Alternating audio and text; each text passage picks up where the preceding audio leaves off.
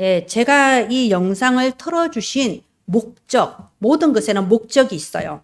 이유가 있습니다. 우리 유튜브 영상 같은 것도요, 어떤 영상을 보면, 재밌다, 어쨌다, 그렇게만 보지 마시고요. 왜 이 영상을 만들었는가, 왜 이 영상을 유튜브에 올렸냐, 목적이 다 있어요. 그러면 제가 지금 이 영상을 틀어준 목적은 뭘까요? 여러분, 하나님이 주시는 말씀에도 목적, 이유를 알아야 제대로 이해가 됩니다. 제가 지금 이 영상을 틀어준 거는요, 이단이 나쁜 놈이다, 이단 잘못됐다, 이단에 속지 마라, 지금 그런 목적이 아니에요. 여러분, 제가 지금 이 영상을 틀어준 목적은요, 사람이 그 마음속에 어떤 말씀이 들어가느냐가 그 사람의 일생을 좌우한다는 걸 보시라고 틀어준 거예요. 지금 뭐라고 합니까? 이 남자분 같은 경우는 나중에 다른 영상 보면요, 청소년 중학교쯤에 기타 배우러 갔다가 JMS를 접한 거예요. 그래서 일생을 그 안에 있었던 거예요. 그러다가 이게 아니구나 하고 나왔을 때 자아가 산산조각 난다고 그러잖아요. 지금 탈퇴한 지 굉장히 오래돼도 여전히 지하 30층에 사는 것 같은 우울감과 그런 절망감을 느끼고 살아가는 거예요. 이 여자분 같은 경우에도 보세요. 차 보면 뛰어들고 싶다고. 너무 비참하고 부끄럽고 막 이런 수치심이 들고 이러니까요. 지금 또 일상생활이 어렵잖아요. 자, 사람이 그 마음속에 무엇이 들어갔느냐, 이것이 그 사람의 모든 남은 평생을 좌우하는 겁니다. 그래서 오늘 랩넌트 예배 때도요, 영적 시스템을 만들어라고 한 거예요. 내가 하루에 한 번 이상이라 하나님의 말씀을 묵상하고 기도하는 그 영적 시스템이 내게 있는 사람과 없는 사람은요, 완전히 달라지는 겁니다. 그 미래가 완전히 달라져요. 여러분, 오늘 우리는 예배 드리기 위해 이 자리에 나와왔습니다. 그러면 여러분, 우리가 저기 불교에서 예불 드리는 것처럼 내가 이 자리에 촛불 켜놓고 앉아있다고 되는 거 아니에요. 앉아있는 게 중요하지 않아요. 지금부터 정신 차리고 하나님의 말씀이 내 마음에 들어와야 되는 겁니다. 만약에 저렇게 사기꾼의 말을 듣고 그 인생이 10년, 20년 가장 좋은 세월을 허비해버렸잖아요. 여러분, 이 시간에 만약에 하나님의 말씀이, 이 시간에 나를 불러서 나에게 주시는 말씀이 내게 들어왔다, 그러면 여러분 완전히 미래 운명이 달라지는 거예요. 제가 어제 어떤 분과 통화를 했습니다. 제가 이분한테 안 지가 오래됐어요. 오래됐으니까 제가 이제 다이렉트로 말을 한 거예요. 들어보세요. 제가 보니까 항상 하나님의 말씀을 듣기를 싫어하시더라고. 항상 나하고 일상적인 얘기할 때는 잘 듣다가 말씀을 전하면은 막 듣기 싫어하는 게 내가 느껴진다. 왜 그렇게 말씀을 못 받냐? 거기서부터 모든 게 시작된 거다. 그게 근본이다. 가족들이 달라지는 게 문제가 아니고, 뭐 돈이 없다 이게 문제가 아니고, 뭐가 시험 든다가 문제가 아니야. 말씀을 못 듣는 게 문제다. 그러니까 엄청 반박해요. 아니, 제가 국민일보를 날마다 읽고 국민일보에 나와 있는 그 모든 목사님들 설교를 내가 날마다 읽는다고. 그리고 내가 맨날 하루 종일 우리 집은 기독교 방송 틀어놓는데요. 하루 종일 말씀을 듣는데요. 그렇게 내가 왜 무슨 하나님 말씀을 거부하냐고. 제가 지금 하는 말을 잘 들어봐라. 당신이 예배가 안 되지 않냐고. 예배 시간이 말씀을 배우는 세미나 시간이 아니다. 이 시간에 하나님의 나라가 임하시고, 이 시간에 성삼위 하나님의 영이 주장하시고, 말씀을 이루는 천군천사가 파송돼서 둘러 역사하셔서 하나님의 영이 당신 마음의 문을 열어서 시커멓고 어두운 당신 마음의 말씀에 빛을 비춰주시는 거, 그게 예배다. 예배 안 되면서 내가 아무리 신학서적을 읽고, 내가 아무리 기독신문을 읽고, 내가 기독교 TV에서 말씀 들어봤자, 인터넷에서 말씀 들어봤자, 그건 말씀을 듣는다고 할 수가 없는 겁니다. 그래서 여러분, 우리가 지금 시편 119편 말씀을 이제 이번 주부터 나누는데요. 이 시간은 하나님의 말씀이 내 마음에 들어오는 시간이 되기를 바랍니다. 우리가 누가복음 1장 38절 보면요, 가브리엘 천사가 마리아에게 와서 이 동정녀, 한 번도 남자를 만나보지 않은 이 동정녀 마리아에게 네가 성령으로 잉태됐다, 네가 아들을 낳을 것이다. 마리아가 믿어지겠습니까? 그래서 이게 무슨 말입니까? 이러니까는 이제 가브리엘 천사가 이렇게 말해요. 대저 하나님의 모든 말씀은 능치 못하심이 없느니라. 여기에 대해서 마리아가 어떻게 반응을 했냐? 주의 말씀대로 내게 이루어지이다. 그랬을 때 놀라운 역사가 일어나요. 인류 역사상 한 번도 일어나지 않은 일이 일어나요. 예수 그리스도가 동정녀 마리아를 통해서 탄생한 겁니다. 그때부터 모든 인류에게 살 길이 열려버렸습니다. 나는 주의 여종이오니 주의 말씀대로 내게 이루어지이다. 오늘 그 마음으로 말씀을 받기를 바랍니다. 예, 다음 화면 해주세요. 그래서 여러분, 하나님의 말씀을 증거로 붙잡기를 바랍니다. 말씀을 증거로 붙잡아라. 자, 여기 우리 오늘 읽은 2절에 보면요. 여호와의 증거를 지키고 전심으로 여호와를 구하는 자는 복이 있도다. 전심, 온 마음이에요. 온 마음으로 하나님의 말씀을 믿고 그것을 흔들리지 않는 증거로 붙잡는 사람이 복이 있는 사람입니다. 지금 보세요. 하나님의 말씀을 증거로 삼는 자, 말씀을 내 마음의 믿음으로 전심으로 붙잡는 자, 그게 바로 증거로 붙잡는다는 뜻입니다. 우리 다윗을 한번 보세요. 다윗이 저 골리앗 블레셋과 싸우는 그 전쟁터에 갔을 때 앞에서 골리앗이 나와서 계속 여호와 하나님을 모욕하면서 막 고함 지르고 있는데 거기 다윗의 형들도 있었고 어른들도 잔뜩 있었고 사울 왕도 있었고 나름대로 믿음 가지고 있다는 이스라엘 어른들이 잔뜩 있었지만 그 사람들 단 한 명도 골리앗 앞에 나가지를 못했어요. 왜냐? 말씀을 다 알고 예배도 드린다고 하면서 그 말씀을 증거로 전심으로 붙잡은 사람들이 없었던 거예요. 그러니까 당장 골리앗이 큰 칼을 들고 앞에서 고함 지르니까 여호와 하나님을 모욕해도 감히 그 앞에 나갈 용기가 안 나는 거예요. 그런데 다윗은요, 비록 나이가 어리고 몸이 작고 무기 갑옷도 없었다고 돼 있어요. 칼도 없었다고 돼 있습니다. 그런데 다윗이 여호와의 말씀을 증거로 붙잡았기 때문에 담대하게 그 앞에 나갔습니다. 칼조차 없었어요.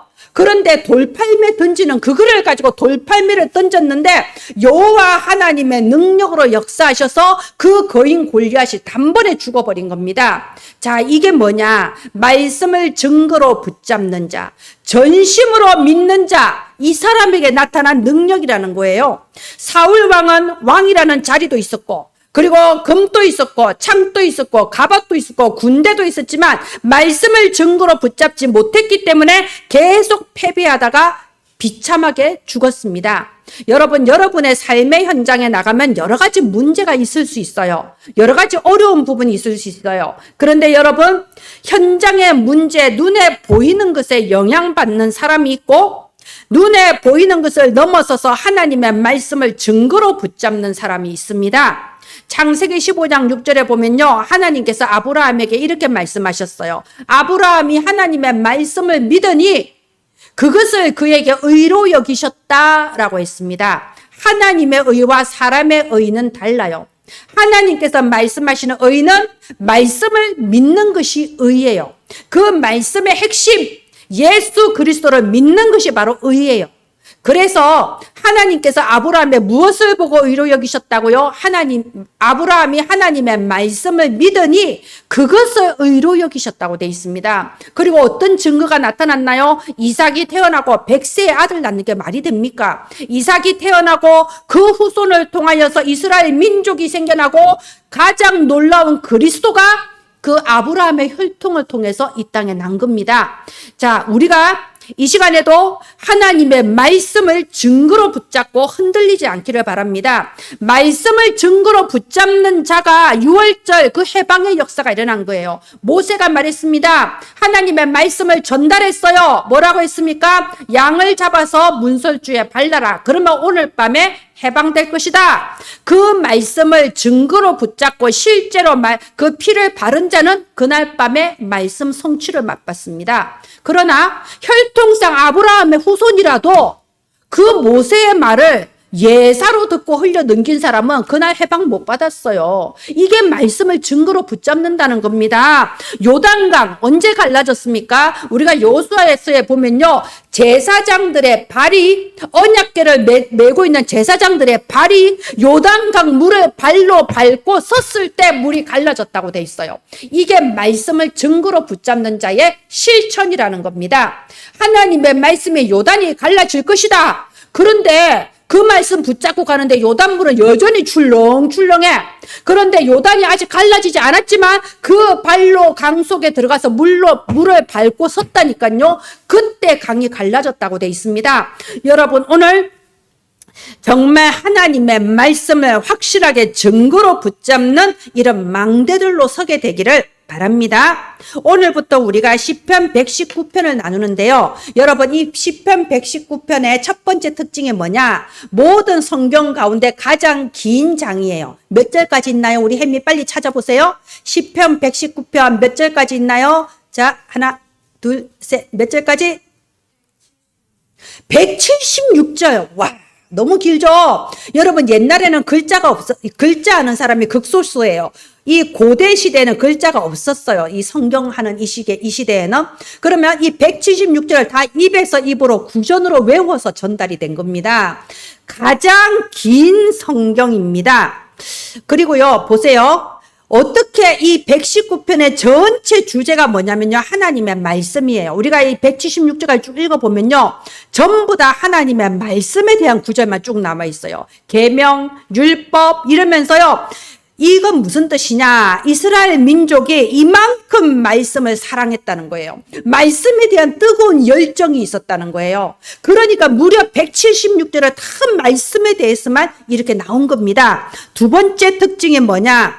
여러분, 우리가 지금 한글 성경이라 잘 모르시겠지만 원래 이 히브리어 원어 성경에는 이 성경 119편은요. 답관체라고 해서 히브리어 알파벳 순서대로 써져 있습니다. 히브리어 알파벳은 우리가 아는 영어하고 달라요. 히브리어 알파벳은 22개거든요.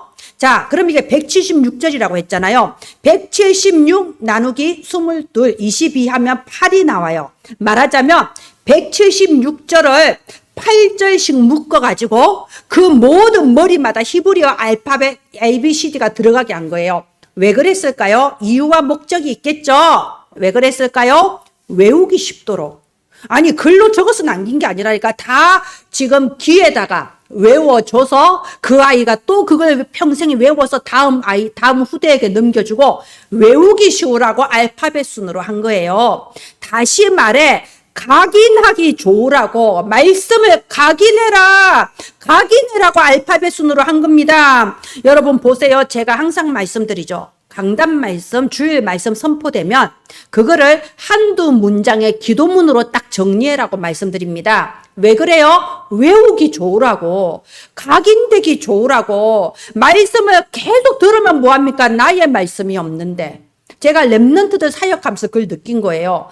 맨날 말씀 듣고 훈련 받아서 아는 거는 겁나 많아. 이번 주 주일 강단 말씀은 뭐였고요. 기도 수점 말씀은 뭐였고요. 이번에 핵심 말씀은 뭐였고요. 아는 거는 많아. 그런데 딱 들어보면 특징이 있어요. 나의 말씀이 없어. 그래서 내게 주신 말씀이 뭔데요? 그래서 내게 원하시는 그 길이 나의 CVDIP가 뭔데요? 말하자면은 이 말씀이 정리가 안 되는 거예요. 말씀이 내 것으로 각인되려면 오늘 시편 119편이 알파벳 순서대로 딱 나온 것처럼 한두 줄의 기도문으로 정리를 해야지 이게 내게 각인이 되고 정리가 된다니까요. 교회 100년을 다녀보세요. 장로까지 임직해보세요. 나의 말씀이 하나도 없으면 이 무슨 부끄러운 일입니까? 우리나라가 그러잖아요. 우리나라 초등학교 때부터 고등학교 졸업할 때까지 영어를 몇 년을 배워서 수천 단어를 외우고 있는데 막상 외국 사람 만나면 말 한마디가 안 나와. 하이 땡큐도 안 나와. 창피해서. 왜 그러죠?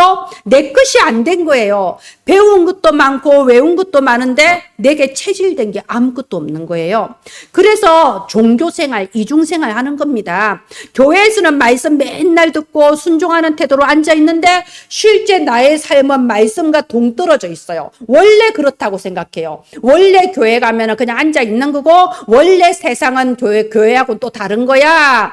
자기도 모르게 이중생활해요. 자기도 모르게 응답 못 받는 종교생활을 한다니까요. 그래서 여러분 오늘 말씀 딱 담으세요. 이 예배가 끝나면 정말 하나님의 말씀이 정리가 되기를 바랍니다. 여기 우리 119편 11절 보세요.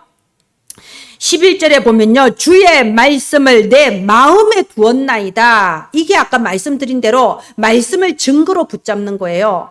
하나님의 말씀을 내 마음에 딱 두고 믿음으로 붙잡는 거, 내 걸로 정리가 되는 거. 그래야 말씀이 증거로 붙잡아진다니까요. 자, 그래서 여기 14절, 16절 보세요. 이렇게 말씀이 오늘 확실하게 딱 증거로 붙잡아지면 14절에 내가 모든 재물을 즐거워한 같이 주의 말씀을 주의 증거들의 도를 즐거워하였나이다. 내가 주의 법도들을 작은 소리로 읊조리며 주의 길들에 주의하며 주의 율례들을 즐거워하며 주의 말씀을 잊지 아니하리다. 이게 뭐냐? 딱 두 글자로 묵상을 하는 겁니다. 여러분, 오늘 예배 시간에 말씀이 한두 줄의 기도문으로 정리가 되면요, 그걸 가지고 날마다 내 삶의 현장에서 묵상이 되어야 돼요. 내 삶의 현장에서 그게 생각이 나야 돼요. 생각이 안 나니까 두 줄로 정리해서 기도문 형태로 만들어서 매일 그걸 가지고 기도를 하라는 겁니다. 이렇게 묵상이 됐을 때요, 내 한계를 넘어서는 25의 응답이 오는 거예요. 제가 이제 아는 어떤 분이요, 굉장히 어렸을 때 철이 빨리 들은 거예요. 머리가 좋으니까 딱 철이 들어서 우리 집안을 보니 희망이 없어. 우리 집안 가난하고 가진 것도 없고 다 못 배웠고 가만히 보니까 자기 일생이 보여. 원래 똑똑한 사람들은 그래요. 아, 우리 집안에 이모, 삼촌, 고모 살아가는 거 보니 나도 저렇게 살겠구나. 나도 저렇게 평생 살다 죽겠구나. 이게 딱 보여진 거야. 그래서 스스로 생각해서 똑똑하니까 내가 여기서 벗어나는 길은 공부하는 것밖에 없다. 그래서 진짜 열심히 공부한 거예요. 진짜 열심히 중학교, 고등학교 공부해서 대학도 딱 좋은 데로 갔어요. 그러니까 이제 주변에서 알아주기 시작해. 야, 쟤는 좀 다르다. 이제 좀 밀어주기 시작하는 거예요. 딱 대학교 가서 이제 결혼이 중요하잖아요. 그래서 잘 고른 거예요. 우리보다 좋은 집안에 우리보다 좀 많이 배운 그런 괜찮은 남자를, 교양 있고 세련된 남자를 딱 골라서 목표를 향하여 돌진해서 결혼까지 골인을 했습니다. 그러면 이제 자기가 생각한 대로 나는 우리 집안의 저주에서 벗어나서 나는 좀 제대로 살겠구나. 과연 어떤 일이 벌어졌을까요? 이 남편이 평소에는 괜찮은데 남편 집안 또 만만치 않았던 거예요. 말하자면 영적인 부분을 모르니까. 남편이 한 번씩 눈이 돌아가면 폭행하고 막 이렇게 되는 거예요. 그리고 삶도 힘들어요. 이게 막 아무리 노력해도 그만큼 경제 축복도 안 오는 거예요. 그래서 이분이 진짜 완전히 실망해서 조그만 가게 하나 하면서 내가 참 열심히 노력했는데, 나 진짜 열심히 했는데 왜 이러지? 어떻게 해야 되지? 그럴 때 이 복음의 말씀이 마음에 딱 들어온 거예요. 말씀이 딱 붙잡아진 거예요. 무슨 말씀? 시편 23편 1절 말씀. 여호와는 나의 목자시니 내가 부족함이 없으리로다. 누구나 아는 구절이에요. 근데 이분은 그때 말씀이 자기를 사로잡았어요. 그렇구나. 내가 부족한 게 없겠구나. 그리고 마태복음 16장 16절, 주는 그리스도시요 살아계신 하나님의 아들이십니다. 예수님이 진짜 그리스도가 맞다면, 말하자면 우리가 맨날 하는 그 구원의 길, 그게 지식이 아니라 내 걸로 딱 붙잡아지면 여호와는 나의 목자시니 내가 부족함이 없겠다. 이분이 뭔가 마음 안에서 형용할 수 없는 구름 위를 걸어가는 것 같은 평안함이 임한 거예요. 그리고 용기가 생긴 거예요. 그때부터 이분이요, 그 작은 가게 하던 주부였거든요. 그런데 이분이 가게 하면서 공부를 시작한 거예요. 공부를 시작해서 그 어렵다고 하는 국가 그 고시를 통과를 해서 완전히 새롭게 시작한 거예요. 지금 또 하나님 일에 쓰임 받고 있거든요. 지금 또 환경이 달라진 건 없어요. 여전히 가문의 영적 배경 한 번에 바뀌지 않거든요. 그런데 오직 하나님이 내게 주신 그 말씀의 증거를 붙잡고 오늘 또 1천망대를 세우리라.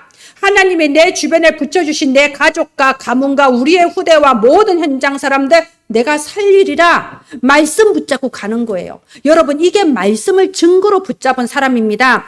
말씀을 증거로 붙잡으면요, 내 능력, 내 인격, 내 환경을 넘어서는 보좌의 권능이 내 인생을 주장하게 돼요. 우리 히브리서 4장 2절 한번 찾아보세요. 예, 신약 성경 히브리서 4장 2절 말씀. 예, 빨리 찾아보십시오. 여기 보면요, 똑같이 말씀을 들어도 4장 2절, 히브리서 4장 2절, 그 말씀이 그들에게 유익하지 못한 것은 듣는 자가 믿음과 결부시키지 아니함이라. 말씀을 똑같이 듣고 앉아 있어도 내가 그 말씀이 믿어지지도 않고 증거로 붙잡아지지도 않으면요, 아무 말씀이 내게 유익이 안 됩니다. 내 삶에 하나님의 권능도 증거도 안 나타나요. 응답도 못 받습니다. 말씀이란 과연 뭐냐? 그 밑에 12절 한번 보세요. 히브리서 4장 12절. 우리 한 목소리로 히브리서 4장 12절 읽어보겠습니다. 시작. 하나님의 말씀은 살아있고 활력이 있어 좌우의 날선 어떤 검보다도 예리하여 혼과 영과 및 관절과 골수를 찔러 쪼개기까지 하며 또 마음의 생각과 뜻을 판단하느니라. 말씀은 이런 거예요. 말씀은 완전히 머리부터 발끝까지 내 오장육부 세포 하나까지 바꾸어 버리는 게 말씀의 능력이에요. 예배는 그런 거예요. 하나님의 말씀으로 내가 완전히 바뀌는 거, 내 생각의 근본이 바뀌는 거, 그게 예배 시간이에요. 어떤 전도사님이 이런 말하는 걸 들었어요. 나이 많은 전도사님인데 팥으로 메주를 쑤어도 믿는다 이런 말 있잖아요. 자기가 그러는 거예요. 콩으로 메주를 쓰는 게 너무 당연한데 만약에 하나님의 말씀에 팥으로 메주를 쑤라고 해도 아멘 하고 따라가는 게 믿음이라고. 맞습니다. 하나님의 말씀이라면 내 생각을 넘어서는 거고 내 경험을 넘어서는 거고 내 상식을 넘어서는 거예요. 그래서 마리아가 가브리엘이 당신이 잉태하였다라고 고지했을 때 주의 말씀대로 내게 이루어지다 이렇게 고백할 수 있었던 겁니다. 이게 놀라운 말씀의 능력이에요. 여러분 지금 이 시간에 여러분의 마음속에 진짜 말씀이 임하기를 축원드립니다. 만약 여러분에게 말씀이 임하기만 하면 여러분은 달라져요. 여러분 자신이 달라지고 여러분 환경이 달라지게 되어 있습니다. 그만큼 말씀이 중요한데 그러니 사탄이 가만히 있겠어요? 말씀 못 듣게 하죠. 고린도후서 4장 4절 한번 보세요. 신약성경 고린도후서 4장 4절 오늘 중요한 구절이니까 좀 함께 보도록 하겠습니다. 마귀는요 절대 여러분이 말씀을 못 듣기를 바래요. 그래서 예배를 못 드리게 만드는 거예요. 절대 예배 못 드리게 만들고 절대 말씀 못 듣게 만들어요. 왜? 말씀이 들어가면 살아나거든요. 그래서 고린도후서 4장 4절 보면요, 이 세상의 신 마귀가 믿지 아니하는 자들의 마음을 혼미하게 하여서 그 그리스도의 영광의 복음의 광채가 비치지 못하게 한다. 고린도후서 4장 4절 말씀입니다. 여러분 이 시간에도 하나님의 복음의 광채가 여러분한테 팍 비치는데요, 사탄이 중간에 가로막아서 혼미하게 만들어요. 마치 안개가 낀 것처럼 해요. 뭔가 생각이 혼란스러워요. 뭔가 막 복잡해요. 안 들려요. 졸려요. 힘이 빠지게 만들어요. 그래서 여러분의 마음과 생각과 여러분의 모든 운명이 시커먼 어둠 속에 잠겨들게 만드는 거예요. 여러분 마음속에 집을 짓는 거예요. 마귀의 집을 짓고 있어요. 그래서 4장 6절 고린도후서 4장 6절에 보면요, 어두운 데에 빛이 비치라. 하나님께서는 여러분의 컴컴하고 어두운 마음과 생각, 인생에 빛이 비치게 하시는 겁니다. 무슨 빛? 예수 그리스도 복음의 광채, 그 말씀의 광채가 비치게 하는 겁니다. 이 시간에도 어두운 데에 빛이 비치라 하신 예수 그리스도, 그 말씀의 능력으로 여러분의 마음과 생각 속에, 여러분의 영혼 속에 복음의 광채, 말씀의 빛이 비춰지기를 예수님의 이름으로 축원드립니다. 우리 119편 105절 말씀 다시 돌아가세요. 역시 우리 은혜나무 가족들은요 얼마나 영적 썸이 뜨는지 신약 구약을 빠르게 왔다 갔다 할 수 있죠. 자, 119편 105절 우리 한 목소리로 읽어봅시다. 시작. 주의 말씀은 내 발의 등이요 내 길의 빛이니이다. 말씀이 등이요 말씀이 빛입니다. 환하게 비춰주십니다. 이 시간에도 우리에게 지혜와 명철을 주셔서 하나님의 말씀이 확실한 증거로 붙잡아지기를 예수님 이름으로 축원드립니다. 이렇게 말씀이 증거로 붙잡아지면 어떻게 되냐? 하나님이 주시는 기도 제목이 붙잡아져요. 여러분 대부분 사람들은 기도 제목이라는 걸 내가 원하는 걸 하나님께 말하는 게 기도 제목인 줄 알아요. 그래서 내가 원하는 대로 되게 해주세요. 이빨을 갈아가면서 금식 기도를 하고 철야 기도를 하고 막 그렇게 금식 철야 하는데 응답이 되냐 안 되냐, 조그만 응답 보면 누구한테 말하죠. 내가 40일 금식을 해서 이런 응답을 받았다. 그러면 다른 사람들이 부담이 팍 오잖아요. 와, 응답 받는 게 이렇게 힘들구나. 나도 밤샘 기도하고 철야 기도를 하고 금식 기도를 해야 응답 받는구나. 전부 마귀의 속임수예요. 말씀이 마음에 담겨지고요. 말씀의 흐름을 따라가면요. 내가 원하는 기도 제목이 아니라 하나님이 주시는 기도 제목이 정리가 됩니다. 하나님이 원하시는 게 뭐냐? 하나님의 소원은 세계복음화예요. 그러면 하나님 나를 통하여 우리 가족을 위해, 가문을 위해, 교회를 위해, 국가와 민족과 사회를 위해 내가 삼시대 살리게 하옵소서, 삼들 만들게 하옵소서, 이런 식으로 말씀의 흐름을 따라가면 하나님이 주시는 그 기도 제목이 딱 만들어진다니까요. 대체 무슨 소리냐? 나도 살기 힘든데 아직도 말씀이 증거로 안 붙잡아져서 그래요. 내 안에 내 생각이 가득하고 내 욕심이 가득하지 하나님의 말씀이 내 마음에 안 들어와. 그러니까 기도 제목도 안 붙잡아지는 거예요. 그러니까 당연히 CVDIP가 뭔 소린가 싶죠. 말씀에 대해서 한 번도 내가 양보를 해본 적이 없는데 내 생각을 하나님 말씀 앞에 양보를 해야 돼요. 내가 죽어야 돼요. 그러면 말씀이 내게 들어와서 하나님이 주시는 기도 제목이 붙들어지고 거기에 좀 더 발전하면 하나님이 내게 주시는 나의 길이 보여지기 시작합니다. 그게 커버넌트, 비전, 드림, 그리고 이미지 프랙티스 CVDIP가 보여지는 겁니다. 오늘 시편 119편 2절에요. 여호와의 증거를 지키고 전심으로 여호와를 구하는 자는 복이 있도다. 이 시간에 저와 여러분이 우리 은혜나무 교회 가족들이 정말 하나님의 말씀을 증거로 붙잡는 복받은 자 되기를 예수님 이름으로 축원드립니다. 예, 다음 화면 해주세요. 아까 제가 말씀드렸습니다. 시편 119편의 주제는 하나님의 말씀이라고 했어요. 그러면 여러분 딱 마음에 답을 내세요. 우리 주보에 보면 2대지가 뭐라고 되어 있습니까? 말씀은 완전하다. 하나님의 말씀은 완전하다. 이게 기본이 돼야 됩니다. 이사야서 40장 6절 8절 보면요. 푸른 마르고 꽃은 시드나 여호와의 말씀은 영원히 서리라. 마태복음 24장 35절에 천지는 없어지려니와 내 말은 없어지지 아니하리라. 이 신약 구약에 나와 있는 성경 말씀은 지금까지 역사상 약 7,000가지 정도가 성취되었다고 증거로 딱 정리가 되어 있습니다. 예수님이 이 땅에 태어나시고 죽은 것도요. 고린도전서 15장 3절 5절 보면요. 성경대로 이 땅에 태어나시고 성경대로 사시고 성경대로 죽으시고 성경대로 부활하신 거예요. 하나님의 말씀은 반드시 성취됩니다. 지금 또 성취되고 있고요. 우리의 미래에도 반드시 성취될 말씀이에요. 그래서 하나님의 말씀은 완전하다. 이 답이 나야 됩니다. 여기서부터 모든 게 시작되는 거예요.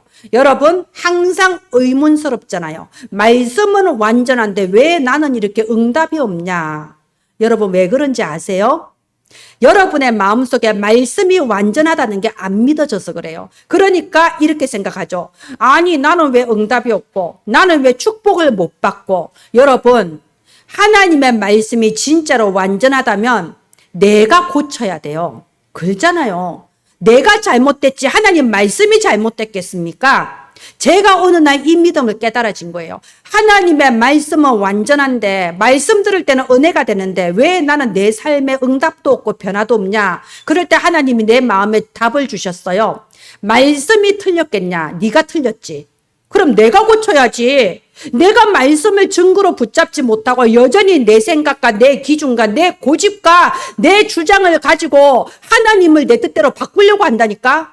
하나님을 바꾸려고 그래. 내가 바뀌어야 되는데. 그래서 하나님의 말씀은 완전합니다. 그렇다면 이 완전한 말씀을 붙잡은 사람은요, 완전한 응답이 따라오게 되어 있습니다. 여러분, 우리가 어떻게 저 높은 구름 위에 상공을 올라갈 수 있겠어요? 절대 불가능해요. 방법은 하나가 있어요. 비행기를 타면 돼요. 그죠? 비행기 타면 올라갑니다. 말씀이 이와 같아요. 내가 말씀을 붙잡으면 그 말씀은 완전하기 때문에 말씀의 능력대로 내 삶에 응답하시고 축복하시는 거예요. 절대 불가능한 인생을 절대 가능으로 바꾸어 주시는 거예요. 아까 아브라함 얘기했잖아요. 무슨 100세 노인이 아들을 낳아서 민족을 이루겠습니까? 그런데 그 말씀을 믿으니 하나님께서 그것을 의로 여기시고 그대로 기적의 역사를 이루신 거 아닙니까? 요셉 무슨 노예로 팔려간 소년이 애굽의 총리가 됩니까? 그런데 요셉이 어렸을 때 하나님 주신 언약을 딱 붙잡으니까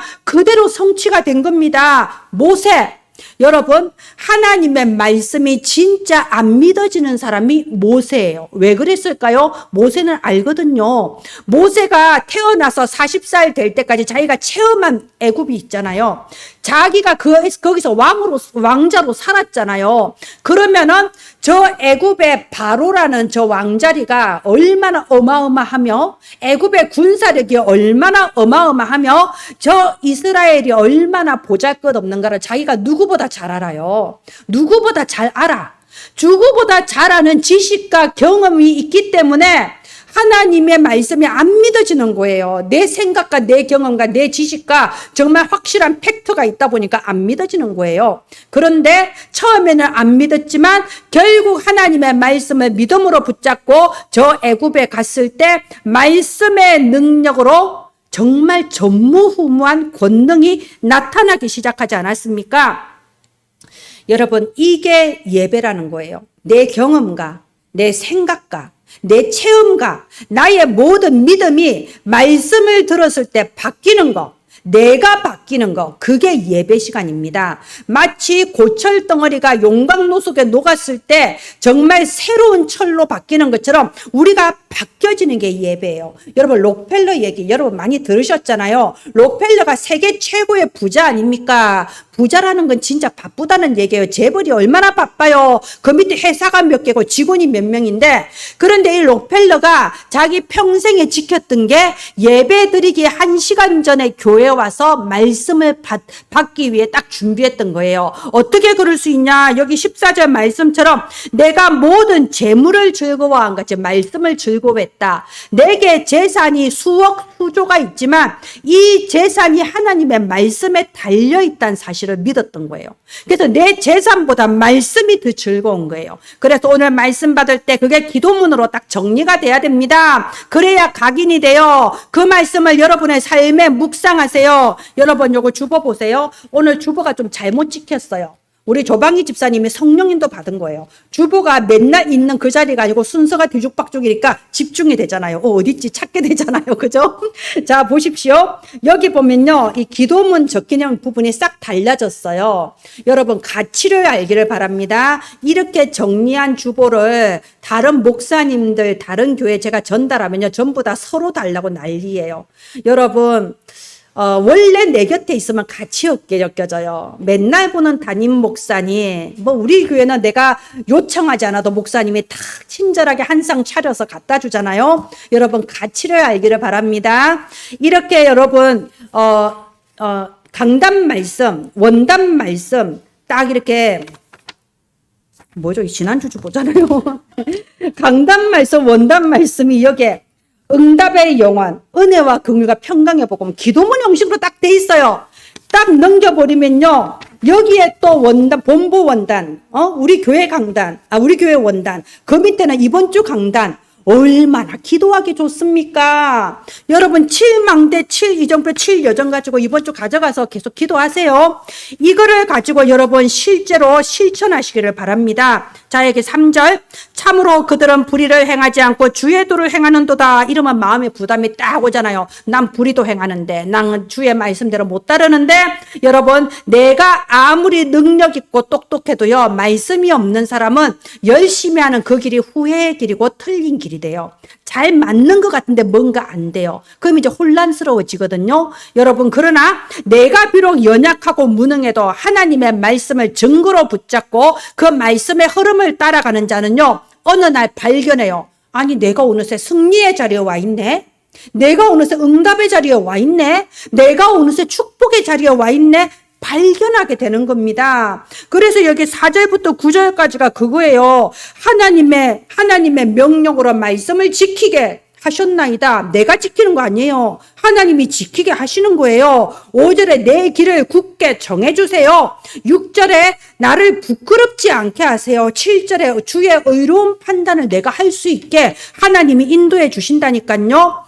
여러분, 목욕탕에 가면은 우리가 때를 불리죠. 때를 불려서 손만 대면 때가 나올 만큼 불립니다. 그러면 어떻게 하나요? 때를 밀어야 돼요.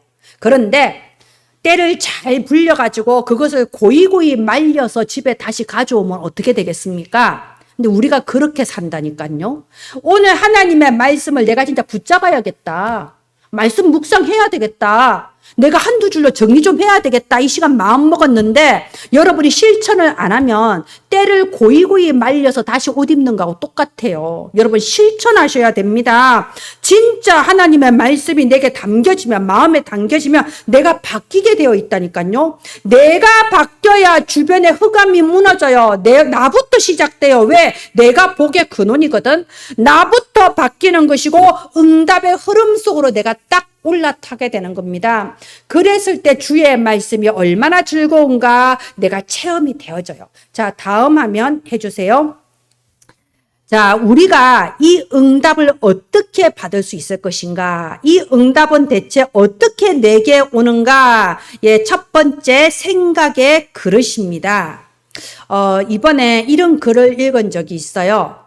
이 사람이 이제 어린 시절에 매일 식당에 가서 밥을 먹는데 아니 그 식당에 종업원 누나가 너무 자기한테 잘해주는 거예요. 고향에 있는 동생이 생각났는지 잘 챙겨주고 서비스로 좀 음식도 더 주고 막 좋게 말하고요 이러는 거예요. 근데 이 소녀는요 믿어지지 않아. 뭔가 목적이 있을 거야. 이유가 있을 거야. 나에게 뭔가 노리는 게 있을 거야. 이 누나가 어느 날 야 내가 글자 가르쳐 줄게. 나하고 같이 우리 글자 배우고 놀까? 이러니까는 나한테 글자를 가르쳐서 날 어떻게 이용해 먹으려고. 안 믿어져. 안 믿어져. 그런데 분명히 이유가 있을 거야. 이러고 이제 지켜보는데 날마다 밥 먹으러 가다 보니까 어떤 손님이 이 누나한테 팁을 주는 걸 봤어. 팁. 그때 증거를 잡은 거야. 아, 봐라. 팁 받으려고 그런 거야. 나한테 팁을 받으려고 지금까지 나한테 잘해준 거야. 이래 돼버린 거예요. 그래서 그다음부터 누나가 아무리 잘해도 자기 인상 딱 굳혀. 퉁명스럽게 돼. 그 누나 서운하잖아요. 그 누나도 이제 더 이상 잘해주지 않는 거예요. 이걸 보고 피해망상증이라고 합니다. 그리고 이게 악순환이 되풀이 돼요. 어떻게 악순환 되풀이 되냐? 사람은 영적 존재라서 내 마음속에 있는 걸 다른 사람들이 알거든요. 그러면 이 누나가 이제 그다음부터 자기도 더 이상 친절하게 대해주지 않았다고 그러잖아요. 말하자면 어딜 가든 그런 일이 반복이 되는 거예요. 그러면 이제 확신을 가지기 시작해요. 사람들은 전부 다 나를 미워해. 나를 이용해 먹으려고 그래. 아무도 믿으면 안 돼. 이게 생각의 그릇이라는 거예요. 여러분 생각의 그릇이라는 거는 응답의 그릇이에요. 내 생각의 그릇만큼 하나님의 응답이 담겨지는 겁니다. 내가 하나님의 말씀을 이 시간 받는 것도 내 생각의 그릇대로 받아요. 말씀을 엉뚱하게 받으면요. 엉뚱한 응답이 내게 오기 시작합니다. 말씀을 신비하게 받는 사람은요. 모든 말씀이 혼란스럽게 느껴져요. 내 중심으로 나 중심으로 막 받거든요. 그러다 보면 혼란스러운 응답이 오는 겁니다. 말씀을 율법으로 받는 사람은요. 모든 말씀을 다른 사람을 지적하는 데 사용합니다. 그러면 나중에 내가 지적한 그대로 나도 지적을 받고 모든 사람이 나를 공격하는 그런 응답이 옵니다. 말씀을 지식으로 받는 사람은요. 그걸로 끝난 거예요. 많이 알았으니 됐네. 하나님의 응답은 못 받는 거예요. 내가 말씀을 받는 대로 내 미래의 응답을 좌우됩니다. 그래서 여러분 말씀 붙잡고 기도하세요. 빌립보서 4장 7절에 모든 지각에 뛰어나신 하나님의 평강이 그리스도 예수 안에서 내 마음을 지켜주시옵소서 기도하십시오. 하나님 어두운데 빛이 빛이라 하신 하나님 내 속에 복음의 광채를 비춰주소서 이렇게 기도하시기를 바랍니다. 이렇게 오늘 또 내가 예배드리는 게 하나님 은혜구나. 너무 감사하다. 이 마음으로 말씀을 받는 자는요. 말씀이 어떻게 느껴지냐. 오늘 시편 119편 72절에 보면 주의 입의 법이 내게 천천금원보다 좋으니이다. 여러분 오늘 돌아가실 때 제가 봉투에다가 1,000만 원씩 넣어드릴 테니 가져가세요. 이러면 얼마나 즐거움과 기쁨으로 이 시간 예배드리겠어요? 그런데 천천금원보다 여러분 말씀을 받아가는 거예요. 이게 1,000만 원 받아가는 거하고 똑같다니까요. 말씀이 그렇게 즐거운 겁니다. 시편 119편 103절 103절에 보면 주의 말씀의 맛이 내게 어찌 그리 단지요 꿀보다 더 다니이다. 왜? 어떻게 아시고 나한테 딱 맞는 말씀 주시고 어떻게 이 말씀이 내게 성취되고. 그러니까 말씀이 꿀보다 더 단 거예요. 여기 105절 보십시오. 주의 말씀은 내 발의 등이요 내 길의 빛이니이다. 점치러 갈 필요가 뭐가 있습니까? 토중비를 왜 보나요? 말씀이 환하게 비춰주는데, 그래서 이렇게 말씀을 은혜로 감사함으로 받고 가는 이 그릇이 준비되면요, 여러분의 현장에 가면 응답이 미리 와 있습니다. 분명히 시편 103편 20절에 뭐라고 되어 있나요? 주의 말씀을 이루는 너희 천군 천사들이여. 내가 가는 곳에 천군 천사가 미리 가서 말씀대로 성취하며 모든 응답과 축복이 미리 다 와 있는 게 발견되는 겁니다. 그래서 여러분 수용하고 초월해야 되는 거예요. 이런 말이 있어요. 예전에 노먼 필 박사라는 유명한 분이 있는데 어떤 청년이 찾아와서 질문했어요. 박사님, 인생에 너무 문제가 많아요. 어떻게 하면 문제가 없을 수가 있나요? 좀 알려주세요. 그러니까 노먼 필 박사가 길은 하나입니다. 공동묘지에 가보세요. 여러분 죽으면 문제가 없습니다. 그래서 예수님이 뭐라고 주기도문 가르쳐 주셨나요? 시험에 들지 않게 기도하라고 했습니다. 우리를 시험에 들게 하지 마옵소서. 이게 무슨 뜻이냐? 이 세상에 시험들 거리가 가득하다는 거예요. 시험들 거리가 가득한데 내가 시험에 들지 않게 기도해야 되는 겁니다. 여러분, 다른 사람이 나한테 시험 줬다 그런 말 하지 마세요. 그 사람은 시험 안 줬어요. 시험 줘야겠다 마음 먹고 말하는 사람이 이 세상에 누가 있겠습니까? 그러잖아요. 그 사람은 시험을 안 줬는데 시험은 내가 받는 겁니다. 내가 안 받으면 돼. 내가 상처 안 받으면 되고 내가 시험 안 받으면 돼. 그래서 여러분, 제가 전에 말했죠. 뭔가 시험이 스물스물 들어오면 발로 탁 차. 이건 내 거 아니야. 상처가 스물스물 생기면 발로 탁 차. 에이, 난 그런 사람 아니야. 안 받으면 되는 거예요, 여러분. 내가 시험에 안 들어야 돼요. 세상에는요, 진짜 사울왕 같은 사람 가득합니다. 이상한 사람, 문제 있는 사람 많아요. 근데 그럴 수밖에 없잖아. 그 사람의 말씀도 안 붙잡았고, 그 사람 응답도 안 하고, 그러니까 시간이 가면 갈수록 스스로 혼란스럽고 스스로 힘들어. 자꾸 시간 가면 갈수록 이상해질 수밖에 없어요. 항상 하는 말이지만 이상한 사람이 이상한 말 하는 건 이상한 게 아니에요. 당연한 거예요. 그런데 내가 거기에 대해서 일일이 시험 들어주고 내가 막 화내주고 막 짜증내주고 낙심이 돼주고 그럼 나도 똑같은 수준 된다니까. 여러분, 배라는 거는 이렇게 물 위에 떠서 쫙 가야 그게 배지. 물속으로 똑같이 파고 들어가면 그게 배입니까? 침몰해버리는 거죠. 다 죽는 거예요. 여러분, 시험 속에 빠져들지 마세요. 수용하고 초월해야 됩니다. 그러면 우리는 이런 생각을 해야 돼요. 내 곁에 진짜 이상한 사람이 있으면 우리 따라 한번 해보세요. 이 사람을 어떻게 하면 살릴 수 있을까? 이렇게 마음을 가져야 돼. 우리 따라해 봅시다. 시작. 이 사람을 어떻게 하면 살릴 수 있을까? 이러면 다 달라져요. 우리 혜미, 맑음이 볼 때 어떻게 하라고? 맑음이를 어떻게 하면 살릴 수 있을까? 이러면 달라진다니까요. 모든 게 달라집니다. 이게 수용이고 초월이에요. 왜냐하면 우리가 도전할 게 따로 있거든요. 우리는 이번 원단 말씀에 뭐라고 했나요? 영원한 유산을 향해 도전해야 돼. 일천망대를 세워야 되는 겁니다. 제가 시간이 많이 갔는데 한 가지만 얘기해 볼게요. 제가 저기 카자흐스탄의 니타냐 전도사를 좋아해요. 왜 좋아하냐? 내 맘에 딱 들어. 모든 일을 너무 잘해. 완전하게, 완벽하게, 의문도 품지 않고 싹 깨끗하게 해요. 난 너무 좋아하거든요.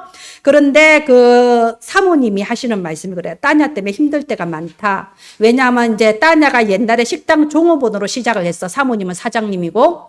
그런데 직원이 들어오면 따냐가 다 쫓아내는 거예요. 따냐가 너무 일을 완벽하게 잘하다 보니 직원이 지 마음에 안 들어요. 맨날 잔소리하고 싸우고, 그리고 사모님 입장에서는 따냐에 대한 의리가 있으니까 따냐 편을 들 수밖에 없고, 그럼 따냐 때문에 다른 직원이 다 그만두는 거예요. 그래서 사모님이 따냐 전도사한테 이렇게 말했대요. 따냐야, 일을 잘하든 못하든 걔가 없으면 걔가 하는 일까지 네가 해야 돼. 그 하나 있는 게 얼마나 도움이 되냐. 그러니까 네가 좀 받아들여라. 좀 참아라. 저 너무 하나님의 음성으로 와닿아요. 저는 사실 따냐 전도사 같은 타입이 너무 마음에 들거든요. 그런데 내가 내 마음에 안 든다고 이리 차내고 저리 차내고 지적하고 쫓아내면 아무도 안 남아. 그건 살리는 게 아니잖아요. 그죠? 수용하고 초월해서 내 마음에 드는 사람 말고 하나님의 마음에 드는 사람. 그래서 이 기도 제목 가져야 돼.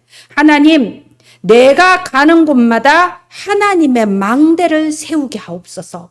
하나님이 택하신 제자를 세우게 하소서. 마지막 내 결론 넘겨주세요.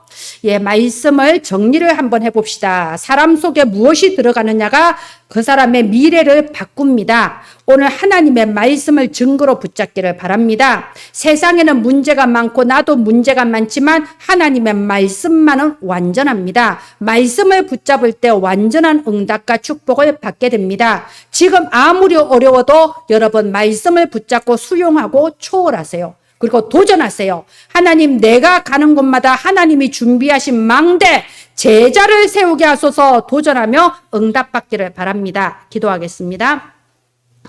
하나님, 오늘이 축복의 날이 되게 하소서. 우리의 마음속에 하나님의 말씀이 담겨지는 축복의 날로 시작되게 하여 주시옵소서. 모든 시험을 넘어서고 상처를 넘어서서 말씀을 붙잡고 날아오를 수 있는 축복의 날로 시작되게 하여 주시옵소서. 우리 은혜나무교회 가족들마다 우리 은혜나무교회 가족들 가는 곳마다 말씀을 이루는 천군천사 파송하여 주시고 현장에 이미 와 있는 응답과 축복을 발견하게 하시며 현장에 1천망대 세우는 도전이 시작되게 하여 주시옵소서. 은혜를 감사드리며 예수님 이름으로 기도합니다. 아멘.